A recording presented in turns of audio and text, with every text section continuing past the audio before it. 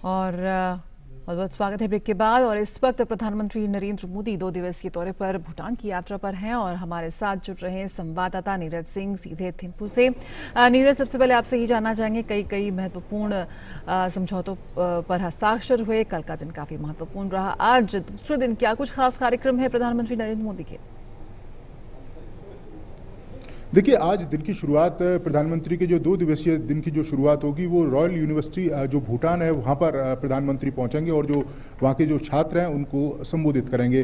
कल जिस तरीके से दोनों ही देशों के बीच शिक्षा को लेकर समझौता हुआ है, 4 यूनिवर्सिटी के साथ, भूटान की रॉयल यूनिवर्सिटी के साथ एक समझौता दोनों देशों के बीच में हुआ है, तो वो निश्चित तौर पर जो भूटान के जो छात्र हैं उनको काफ़ी मदद करेगा। भारत की तमाम जो रिसर्च है वो उनके लिए अवेलेबल होगी ऑनलाइन। इसके साथ साथ ही जो दिल्ली और कोलकाता, सिलचर क्योंकि जो यूनिवर्सिटी है वहाँ पर जितना भी एजुकेशन का जो साहित्य होगा वो भूटान के लोगों के लिए निश्चित तौर पर जो स्टूडेंट हैं उनके लिए उपलब्ध होगा। और बड़ी संख्या में जो भूटान के जो छात्र हैं वो भारत पढ़ने के लिए जाते हैं, तो दोनों देशों में शिक्षा का जो स्तर है वो और ज़्यादा ये कह सकते हैं कि एक आगे के लेवल पर जाएगा।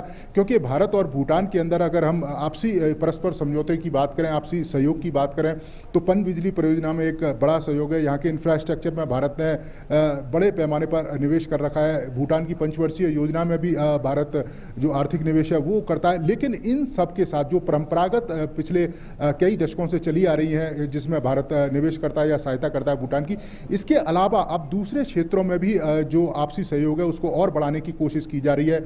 चाहे स्पेस में भूटान को आगे ले जाने की बात हो, भारत इस ओर लगातार प्रयास कर रहा है। कल एक स्पेस स्टेशन का भी यहाँ पर उद्घाटन प्रधानमंत्री ने किया। इसके साथ ही एजुकेशन के क्षेत्र में किस तरह से आगे लेके जाया जा सकता है।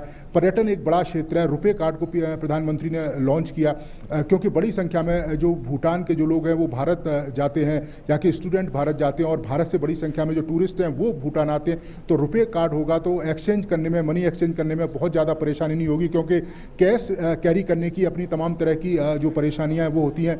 जो व्यापार है उसको ज़्यादा सुगम तरीके से बढ़ावा मिलेगा। तो निश्चित तौर पर अब प्रधानमंत्री उन दिशाओं की ओर लगातार कोशिश कर रहे हैं भूटान के साथ सहयोग करने की जो अभी तक छूटे हैं। और यही कारण है कि प्रधानमंत्री का मेन फोकस है। कल भी उन्होंने इस बात का जिक्र किया कि भूटान हमारा पड़ोसी है, इस बात का हमको गर्व है।